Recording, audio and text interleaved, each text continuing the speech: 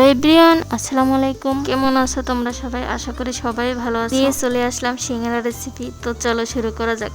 প্রথমে নিয়ে নিলাম 2 কাপ ময়দা, তারপর এর মধ্যে ছিটিয়ে দিলাম 1 চামচ কালো জিরা, তারপর দিয়ে দিলাম পরিমাণ মতো লবণ, তারপর দিয়ে দিলাম কিছু পরিমাণ রান্নার তেল, মানে সয়াবিন তেল, আবার যাতে বেশি না হয়ে যায় সেই দিকে খেয়াল রাখতে হবে। এরপর ভালো করে হাত দিয়ে মেখে নিতে হবে। ময়দাগুলো এমনভাবে মাখতে হবে যে হাতে নিয়ে চাপ দিলে যেন একটা দলা হয়ে যায়, এবং এই দলাটা যদি একটু হালকাভাবে চাপ দেন তাহলে যাতে ভেঙে যায় এরকম। তো এখন আমি এখানে ঠান্ডা পানি মিক্স করে নিব। এখানে কোনোভাবেই গরম পানি মিক্স করা যাবে না। পানিটা কিন্তু অল্প অল্প করে নিতে হবে, যাতে বেশি না হয়ে যায়, তাহলে কিন্তু গোলাটা ভালো হবে না। এখন আমি আমার হাত দিয়ে ভালো করে মেখে নিব, যাতে এটা একদম সফট একটা গোলা হয়ে যায়। আমার ভিডিও যদি তোমাদের কাছে ভালো লেগে থাকে তাহলে অবশ্যই আমার চ্যানেলটাকে সাবস্ক্রাইব করে দিবে এবং লাইক কমেন্ট শেয়ার সব কিছু করে দিবে। এই যে এখন দেখতেই পাচ্ছেন একটা সুন্দর ডো তৈরি হয়ে গিয়েছে আমার। এখন এই ডোটাকে আমি 30 মিনিটের জন্য রেস্টে রেখে দিব। তবে আপনার হাতে যদি সময় না থাকে তাহলে আপনি 15 মিনিটের জন্য রেখে দিতে পারেন, কোনো সমস্যা নেই। তবে হ্যাঁ, অবশ্যই এটাকে বাটি অথবা কোনো কাপড় দিয়ে ঢেকে রাখতে হবে। চলে আসলাম 30 মিনিট পর।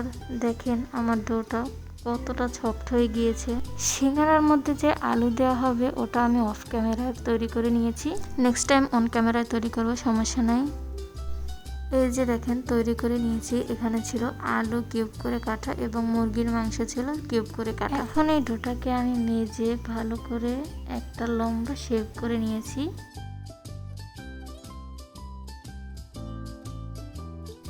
এখন এটাকে আমি কেটে সাইজ করে টুকরো টুকরো করে নেব।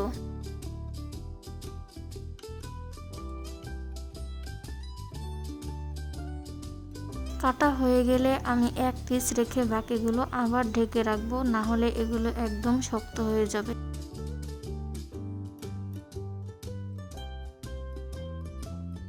এরপর একটা বাটিতে পানি নিয়ে নিব আলাদা করে।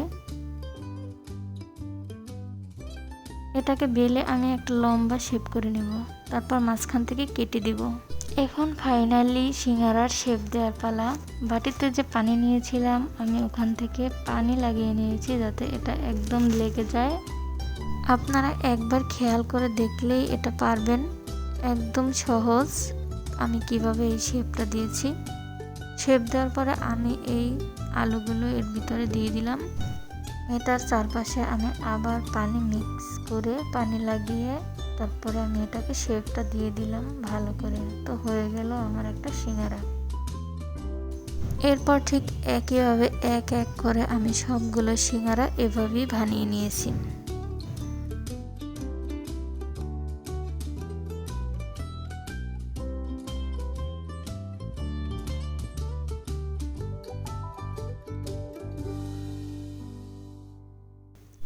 দেখুন আমার সিঙ্গারাগুলো বানানো হয়ে গেছে একদম। এবার ভাজার পালা। কড়াইয়ের মধ্যে দিয়ে দিয়েছি তেল। তেলের পরিমাণটা একটু বেশিই লাগবে। আর হ্যাঁ, তেল গরম না হওয়া পর্যন্ত সিঙ্গারাগুলো দিবেন না। গরম হওয়ার আগে দিলে সিঙ্গারাগুলো অতটা ভালো হবে না। তো সিঙ্গারাগুলো আমি আগেই দিয়ে দিয়েছি এবং এগুলোকে একটু নাড়তে চাড়তে হবে। তারপর এগুলোতে যখন ঠিক এরকম একটা কালার হবে, মানে লালচে লালচে একটা ভাব হবে, তখনই মনে করবেন আপনার সিঙ্গারা হয়ে গেছে এবং ওঠানোর পালা। তো দেখো কত সুন্দর সিঙ্গারার কালারটা আসছে এবং কতটা ক্রিস্পি হয়েছে, দেখতে বোঝা যায়।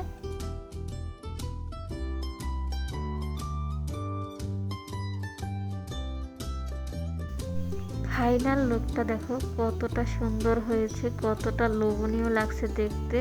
তো তোমরাও কিন্তু ঠিক এরকম সিঙ্গারা বাড়িতে বানিয়ে খেতে পারো। আর হ্যাঁ, ভিডিওটা যদি ভালো লেগে থাকে তাহলে অবশ্যই চ্যানেলটা সাবস্ক্রাইব করে রাখবে এবং লাইক কমেন্ট শেয়ার করে দিবে।